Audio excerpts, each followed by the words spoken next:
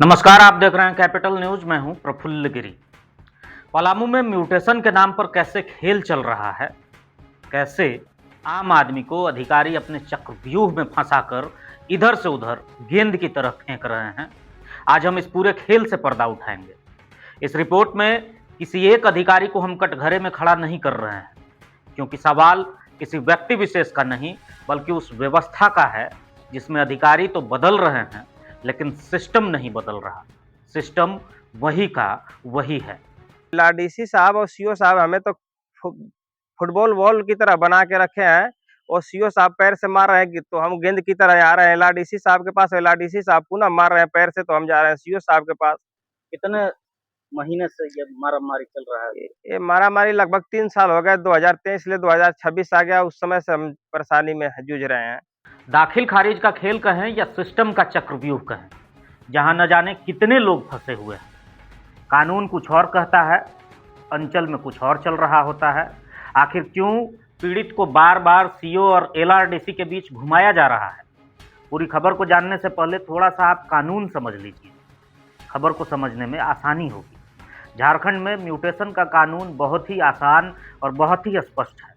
धारा 14 कहती है कि अंचल अधिकारी म्यूटेशन का निर्णय लेने से पहले एक सामान्य नोटिस जारी करेंगे, संबंधित पक्षों को व्यक्तिगत नोटिस भी भेजेंगे। यदि किसी पक्ष को आपत्ति हो तो दोनों पक्षों के बीच सुनवाई करेंगे, साक्ष्य देखेंगे और फिर कारण युक्त आदेश पारित कर देंगे। बस इतनी सी बात है। लेकिन अगर कोई एक पक्ष उस आदेश से असंतुष्ट हो तो धारा 15 के तहत वो एलआरडीसी के समक्ष अपील कर सकता है। एलआरडीसी भी दोनों पक्षों को सुनकर पूरी जांच के बाद कारण सहित आदेश देंगे। सीओ के आदेश को वो कारण सहित निरस्त भी कर सकते हैं। और यदि एलआरडीसी का आदेश किसी पक्ष को गलत लगता है तो धारा 16 के तहत 30 दिनों के भीतर कलेक्टर के सामने वो रिवीजन दायर कर सकता है। यहीं तक कानून है। लेकिन सवाल है कि यदि एलआरडीसी निर्णय दे चुके हों तो क्या उसी मामले को फिर से सुनवाई के लिए उनसे जूनियर अधिकारी सीओ को भेजा जा सकता है? और इसका जवाब आपको हाईकोर्ट के एक फैसले में मिलेगा, जहां झारखंड हाईकोर्ट ने साधना खान बनाम स्टेट ऑफ झारखंड मामले में स्पष्ट कहा है कि यदि एलआरडीसी का आदेश समय पर रिवीजन में चुनौती नहीं दिया गया तो वो अंतिम माना जाएगा। इसके बाद धारा 18 के तहत अंचल अधिकारी का दायित्व केवल उस आदेश को रिकॉर्ड में लागू करना होता है। वो दोबारा उसी विवाद का नया फैसला नहीं कर सकते। ये कानून का उल्लंघन होगा। लेकिन पलामू में तो कुछ और ही हो रहा है। एलआरडीसी अंतिम निर्णय नहीं दे रहे हैं बल्कि वो फिर से सीओ को ही अवलोकन करने का आदेश दे रहे हैं। यानी कि आप जहां से चले थे फिर वहीं पहुंचिए। आप अगर सीओ के खिलाफ उनके सीनियर ऑफिसर एलआरडीसी तक गए तो उन्होंने फिर से वापस सीओ के पास ही आपको भेज दिया कि जाइए, वहीं फैसला होगा। दरअसल उंटारी रोड के मुरमा खुर्द निवासी उपेंद्र मेहता ने 31 जुलाई 2023 को करीब 6.25 डेसिमिल जमीन खरीदा। 4 अगस्त 2023 को ऑनलाइन दाखिल खारिज के लिए आवेदन दिया। तत्कालीन अंचल अधिकारी ने 9 नवंबर 2023 को आवेदन ये कहते हुए खारिज कर दिया कि विवाद है। उपेंद्र मेहता ने कानून के अनुसार एलआरडीसी के समक्ष अपील की। 16 अक्टूबर 2024 को एलआरडीसी ने अंचल अधिकारी को आदेश दिया कि सुनवाई करते हुए दाखिल खारिज सुनिश्चित किया जाए। इसके बाद 23 मार्च 2025 को अंचल अधिकारी ने फिर आवेदन खारिज कर दिया। इस बार कारण बताया गया कि चौहद्दी गलत है और दखल कब्जा नहीं। पीड़ित फिर एलआरडीसी के पास पहुंचा, लेकिन 16 जुलाई 2025 को एलआरडीसी ने स्वयं अंतिम निर्णय देने के बजाय मामला फिर से अंचल अधिकारी को भेज दिया और अवलोकन कर आदेश सुनिश्चित करने का निर्देश दे दिया।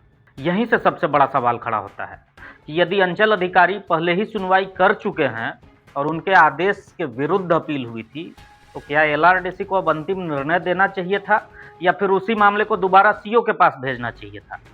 कानूनी जानकारों का कहना है कि अपीलीय प्राधिकारी का उद्देश्य केवल फाइल वापस भेजना नहीं बल्कि विवाद का निस्तारण करना होता है। यदि हर बार मामला सीओ और एलआरडीसी के बीच घूमता रहेगा तो अपील का अधिकार केवल कागज तक रह जाएगा। आरोप यह भी है कि इस प्रक्रिया का लाभ उठाकर कुछ मामलों में पीड़ितों को कई साल तक चक्कर कटवाए जाते हैं और दोनों जगह सीओ और एलआरडीसी के कार्यालय में कथित रूप से पैसे की मांग भी होती है। हालांकि इन आरोपों की स्वतंत्र पुष्टि होना अभी बाकी है। अब इस पूरे मामले में उपेंद्र मेहता ने पलामू उपायुक्त से जन समाधान में न्याय की गुहार लगाई है। सबसे बड़ा सवाल सिर्फ उपेंद्र मेहता का नहीं है, सवाल पूरे झारखंड का है। यदि हाईकोर्ट के स्पष्ट निर्णय, कानून की स्पष्ट धाराएं और अपील की निश्चित प्रक्रिया होने के बावजूद एक ही मामला बार बार उसी अधिकारी के पास लौटाया जाता है, तो क्या ये न्यायिक प्रक्रिया की भावना के अनुरूप है, या फिर ये व्यवस्था की ऐसी खामी है जिसका खामियाजा आम जनता भुगत रही। अब निगाहें पलामू उपायुक्त पर है कि वे इस मामले में क्या निर्णय लेते हैं और क्या पूरे मामले की निष्पक्ष जांच कर ये स्पष्ट करेंगे कि कानून के अनुसार प्रक्रिया अपनाई गई या नहीं। बहरहाल आपको सुनवाते हैं कि पीड़ित व्यक्ति ने क्या कहा। हमने 2023 में जमीन खरीदा था और सीओ के यहाँ हमने ऑनलाइन दाखिल खारिज के लिए कराया, तो सीए साहब ने मेरा दाखिल खारिज को अस्वीकृत कर दिया, रिजेक्ट कर दिया। तो हमने फिर एलआरडीसी के पास अपील में आया और एलआरडीसी साहब सीओ साहब के आदेश को फिर एलआरडीसी साहब निरस्त करते हैं और फिर आदेश देते हैं कि इसको दाखिल खारिज किया जाए, रिजेक्ट कर दिए। सीओ साहब के आदेश के यानी कि ये आदेश दिए कि भाई पुनः सुनवाई किया जाए। फिर सीओ साहब के पास हम जाते हैं, एलआरडीसी के आदेश होने के बाद, तो फिर सीओ साहब पुनः दोबारा जो है कि रिजेक्ट कर देते हैं। फिर हमने एलआरडीसी साहब के पास आया, तो इन्होंने फिर आदेश दिया और फिर वही जैसे कि हमारा सीओ साहब रिजेक्ट कर देते हैं। तो एलआरडीसी साहब और सीओ साहब हमें तो फुटबॉल बॉल की तरह बना के रखे हैं और सीओ साहब पैर से मार रहे हैं कि तो हम गेंद की तरह आ रहे हैं एलआरडीसी साहब के पास, एलआरडीसी साहब पुनः मार रहे हैं पैर से, तो हम जा रहे हैं सीओ साहब के पास। कितने महीने से ये मारामारी चल रहा है?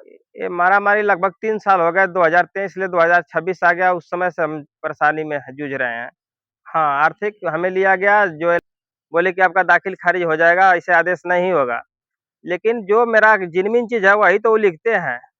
ये नहीं है कि हमने जब 5.87 ज़मीन खरीदा है तो 12 डिसमिल लिख नहीं देंगे। जो मेरा खरीदे हैं वही वो लिखेंगे और सही चीज़ के साबित करने के लिए भी हमें रिश्वत देना पड़ता है। और आज आज हमने यहाँ उपायुक्त महोदय जी के पास आया था जनता दरबार में कि मुझे न्याय मिले। तो सीओ हमारे उपायुक्त महोदय जी जो दिलीप प्रताप सिंह शेखावत जी हैं, उन्होंने आवेदन हमने दिया, तो उन्होंने बोला है कि हम इसको जांच करा रहे हैं। उपायुक्त महोदय जी से हमें बहुत ही आशा और विश्वास है कि ये मेरा जांच कराएंगे और मेरा दाखिल खारिज करा देंगे।